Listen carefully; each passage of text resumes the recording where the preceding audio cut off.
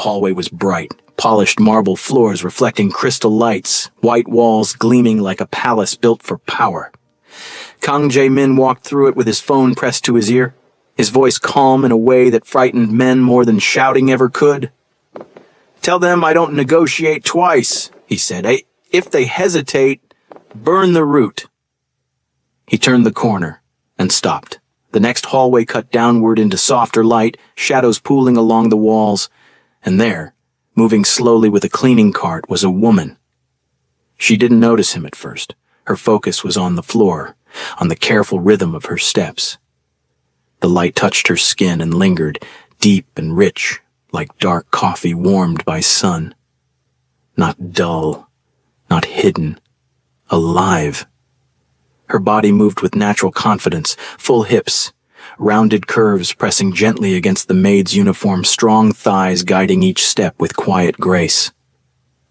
Jaemin forgot what the voice on the phone was saying. His eyes traveled without permission, the sway of her hips, the line of her waist. When she turned slightly to adjust the cart, the fullness of her chest pulled his attention lower before he caught himself. Then she lifted her head, and that was what truly caught him. Her face was striking in a way that didn't beg for attention. Smooth dark skin, flawless and glowing. A strong, clean jawline that gave her beauty weight. Full lips that parted slightly when she realized she wasn't alone. Her eyes, sharp, intelligent, aware, met his without fear, framed by thick, natural hair pulled back neatly. She saw him staring. Her steps slowed. "Sir?" The man on the phone was still talking. Jaemin didn't answer. "Who are you?" he asked, his voice lower now, distracted. She swallowed once. I'm the new maid, sir. I was told to clean this floor." "The new maid," he repeated, testing the words as if they didn't belong together. "Yes." He took a step closer without meaning to. Then another. The phone slid slightly from his ear. "Are you always this beautiful?" he asked quietly. "Or is today special?" Her breath caught, just enough for him to notice. "Sir, I'm just doing my job." He stopped directly in front of her, too close. Close enough that she had to tilt her head to look up at him. He smelled clean soap and rain. She felt the weight of his presence press the air thin. "You don't look like someone meant to stay invisible," he said. "I could take you tonight. Right now." His voice dropped. "I want you to be mine." The moment tightened. "Boss." The sharp voice snapped through the hallway. Jaemin blinked like a man waking from something dangerous. His jaw hardened as he lifted the phone back to his ear, eyes still locked on her face. "I'll call you back," he said, then turned and walked away without another word. She stood frozen, heart racing. If that moment hooked you, don't just watch, like the video, subscribe, and comment below. Would you have stayed or walked away? And that was how it started, because Zuri Okafor didn't come to Kang Jae-min's house by accident. She came because someone she loved was being held hostage, and this was the only way to save him. An hour earlier, she had entered the building with a borrowed badge and a calm expression she'd practiced in mirrors. New maid, quiet, obedient, invisible. The housekeeper had listed the rules in a clipped voice: no talking unless spoken to, no wandering, no eye contact with guests. Zuri nodded to all of it, memorizing corridors, cameras, reflections. She learned quickly that this house wasn't just wealthy. It was armed. Silent men. Locked doors. Power humming beneath the marble like electricity. She kept her head down and worked.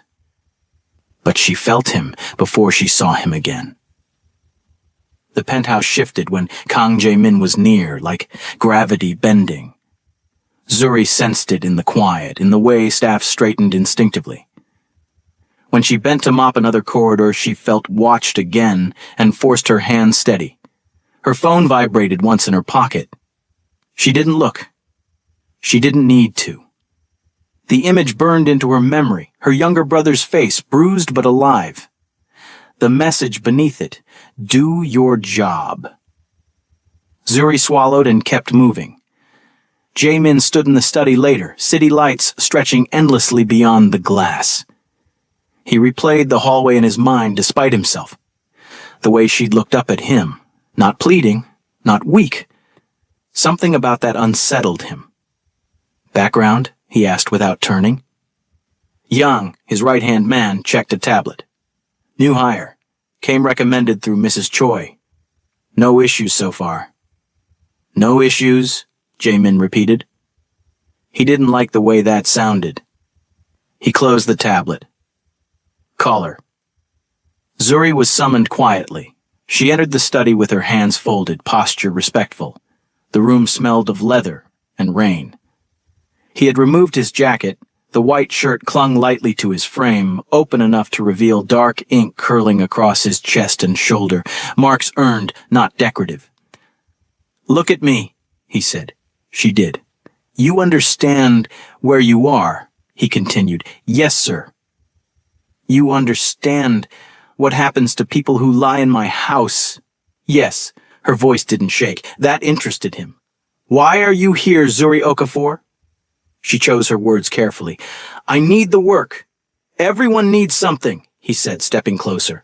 "What are you willing to give to keep it?" The question landed heavy. "I'll do my job," she answered. "Nothing more." A faint smile touched his mouth, not kind, curious.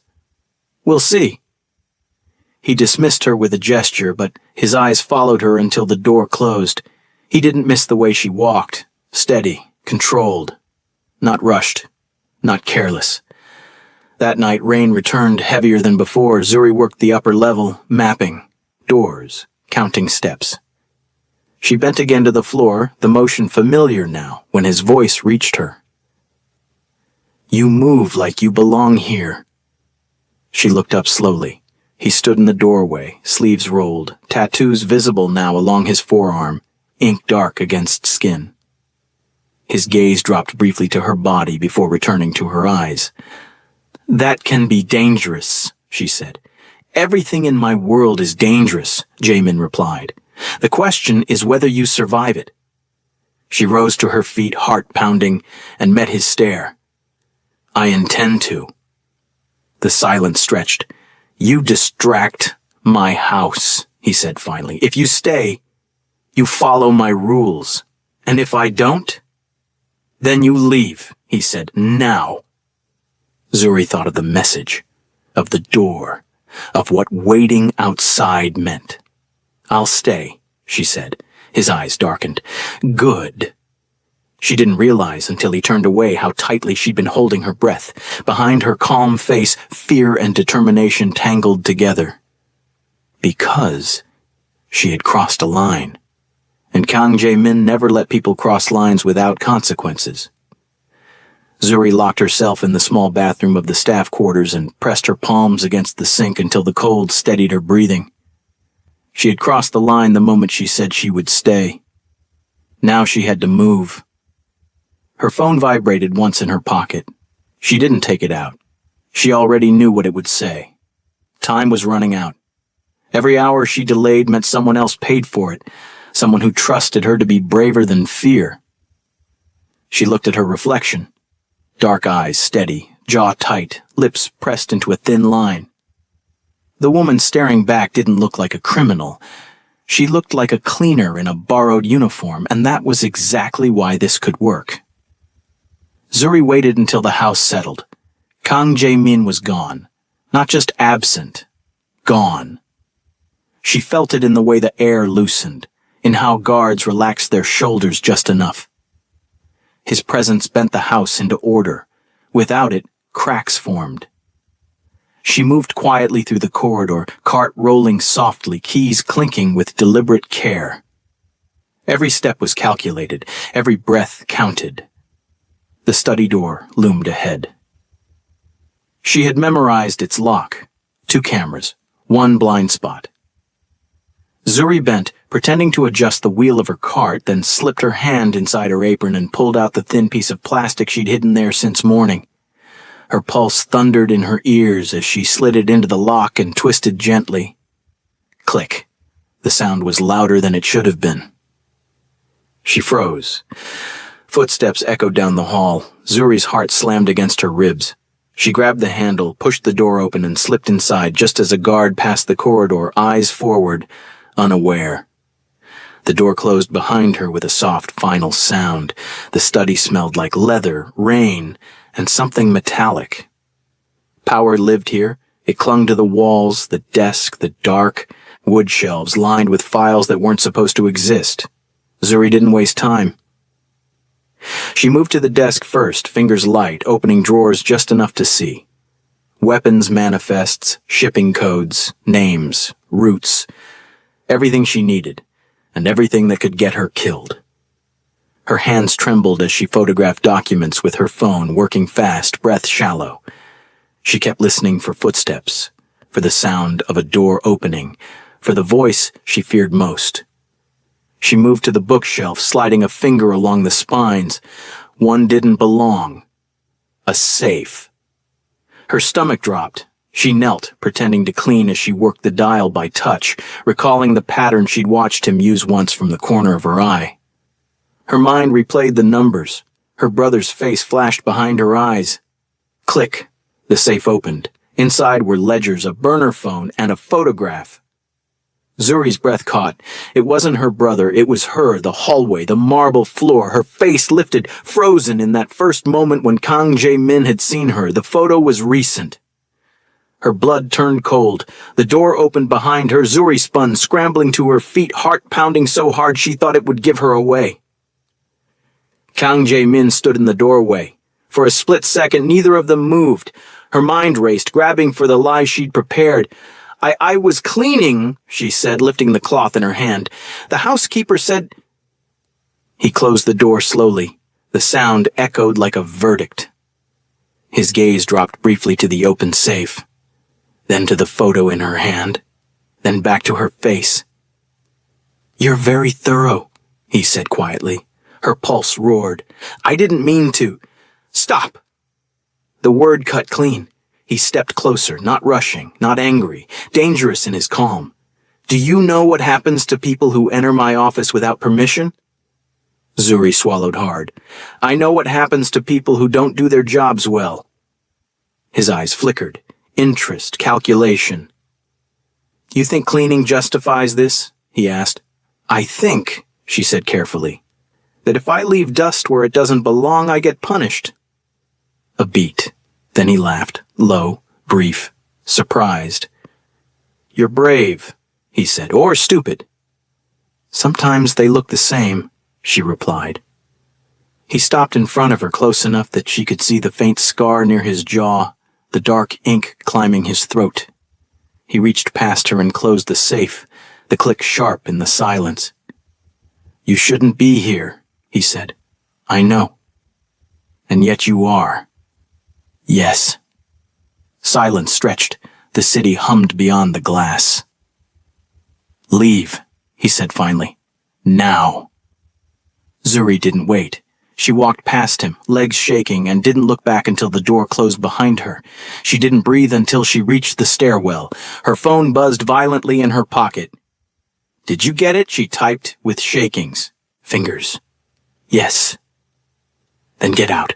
Zuri leaned against the wall, heart still racing, and slid to the floor. Fear washed over her in waves now that the danger had passed. She had been inches from death, inches from exposure. And Kang Jae-min stood alone in his study, staring at the closed door. He replayed her answers. Her calm, her audacity.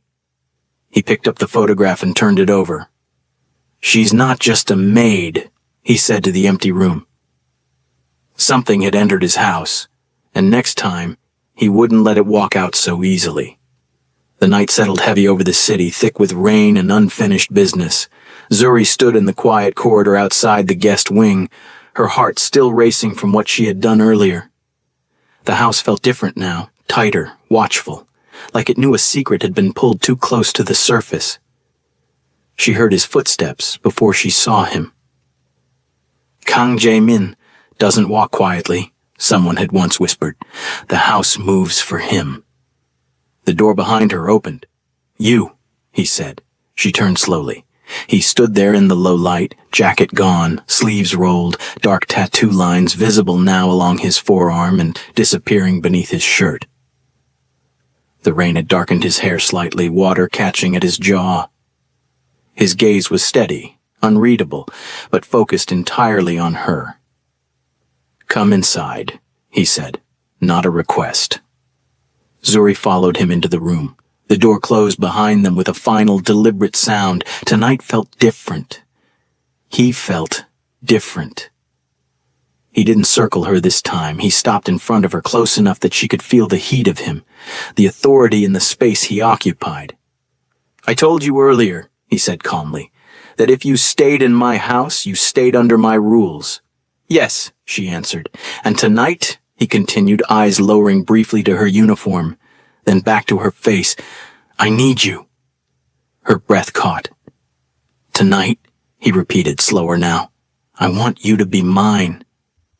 The words settled into her chest, heavy and dangerous. This wasn't impulse. This was ownership spoken out loud.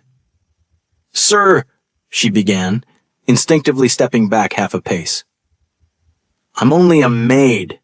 This isn't... His hand came out, stopping her retreat. He didn't grab her. He simply blocked the space, palm against the wall beside her shoulder. You were close enough to enter my office, he said quietly. Close enough to touch what no one touches. Not a guest, not staff, no one. Her pulse thundered.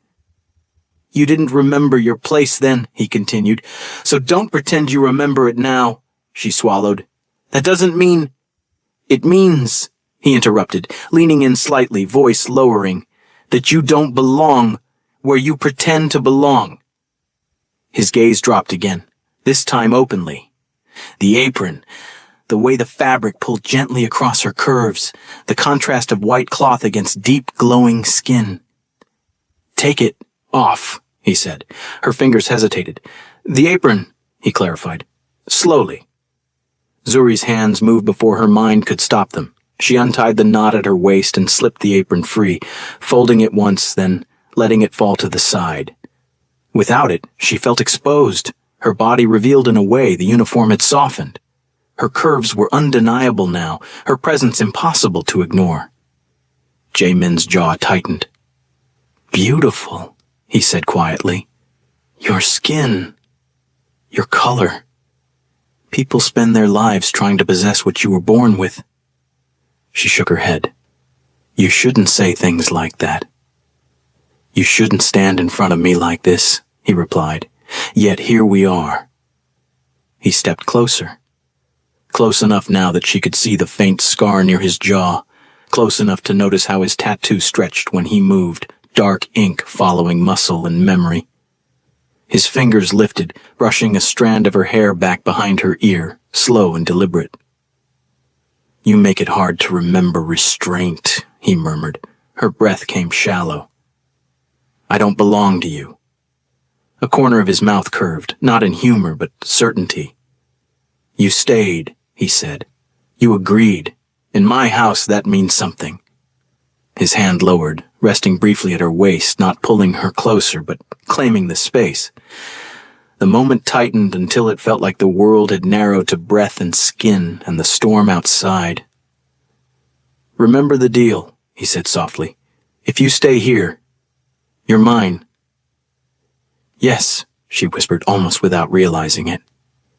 Then kneel. The word dropped between them, heavy with meaning. Zuri's knees bent slightly. Her phone rang. The sound cut through the room like a gunshot. Both of them froze. Jaemin's eyes snapped to her face. Slowly his hand dropped from her waist. Who's that? He asked. She didn't answer. Let me see it, he said. Her heart pounded so loudly she was sure he could hear it.